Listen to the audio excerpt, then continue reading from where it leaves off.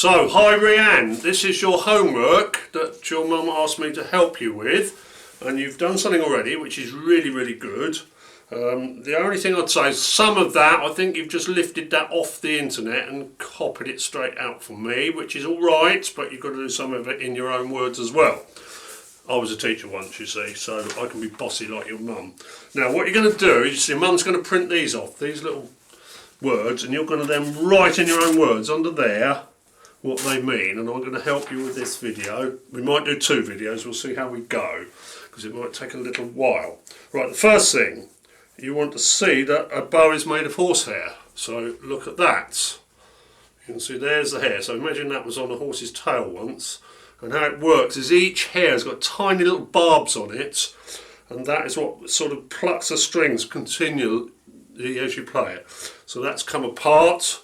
As I screw this back up, I'll tell you, you're exactly right. The wood for the bow is a wood called Pernambuco.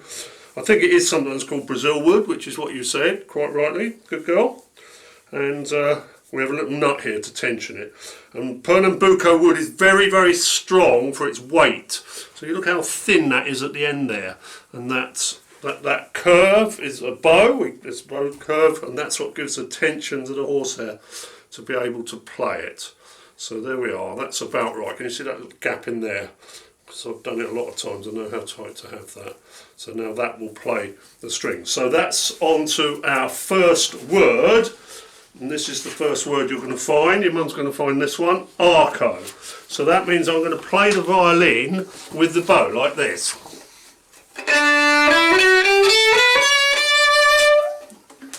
So that is arco, that's one. And then the next one is pizzicato, and we say sometimes for short that's pits, not piss, pits, okay, pizzicato. And that is when we don't use the bow, we pluck it like a guitar, so I can hold the bow and pluck it. It's a...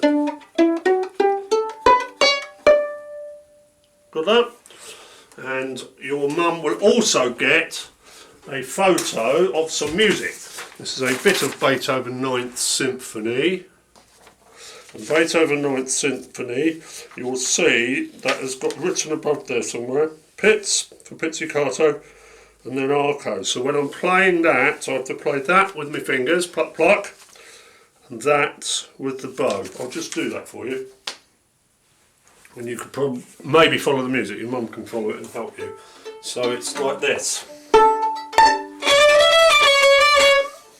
I'll do it again.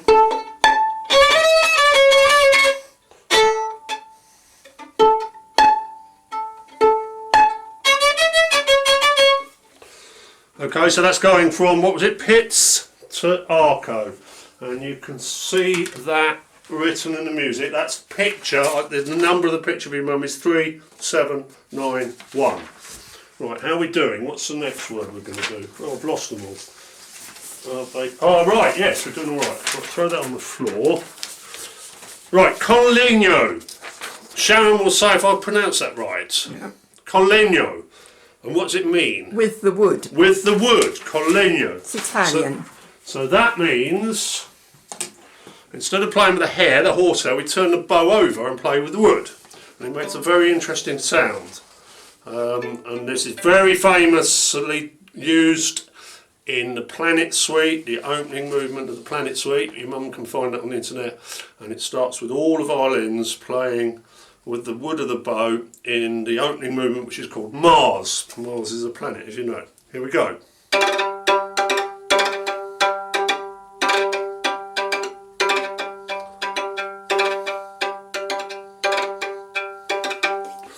It also tends to damage the bow, so if you have a valuable bow, you get violins, they won't use their bow to do something like Mars because it damages the varnish on the bow. Right, so that's collegno.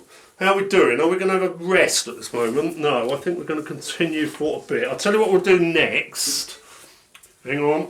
Right, the next one is going to involve the photos which are 3789 and 3790. 3789 and 3790. And that's to do with, and you didn't get this right because you just copied it off the internet, I'm afraid to say, which is what we mean by up bow and down bow. What it doesn't mean I'm going to put the bow down and then I'm going to pick it up. Okay, what it actually means is this: if I'm going to play down bow, it's going to go that way. So this is a down bow. Up bow is when it's going this way.